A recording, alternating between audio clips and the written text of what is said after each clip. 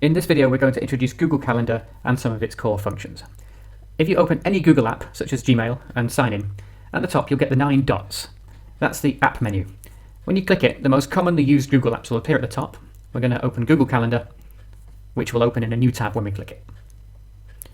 Now the default view is that it'll show your week, Sunday through to Saturday. You can change that so you can see your whole calendar for just today, or a whole month, or a whole year if you so choose. I'm going to keep it at the week. You want to go back to today at any point, simply press the Today button and it will take you back to today. First things first, let's say I want to put a new event in my calendar. Let's say that on Thursday afternoon here, I have a meeting with some parents. Simply clicking it will bring up a nice short menu and I can just meeting with parents.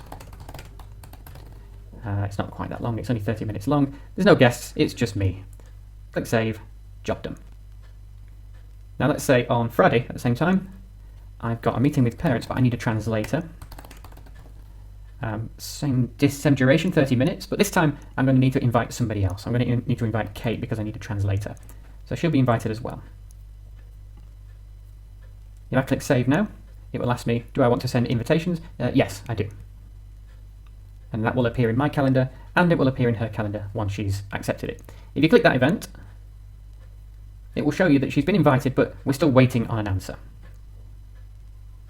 And let's close that. If we want to edit it in a bit more detail, press the Edit Event button at the top, and it brings up so many other options as well. You can attach documents, you can add a description, you can even have it as an online meeting, but we don't need to go over that now. This is just the basics.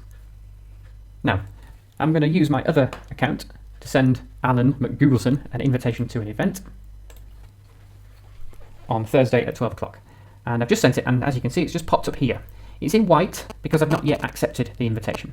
It will pop up on my calendar, but it will also come as an email with an invitation. If I open the email, I can choose whether it's going to be a yes, a maybe, or a no. For now, I'm going to click maybe because I don't know if I'm actually going to be available at that time. Go back to my calendar, and it's coming up in a different color to remind me this is something I've partially committed to. Same again, if I want to change it to a yes, then that will change once again once it's processed. I can also reply to this email, and I can also suggest some different times by clicking more options. But more about that later.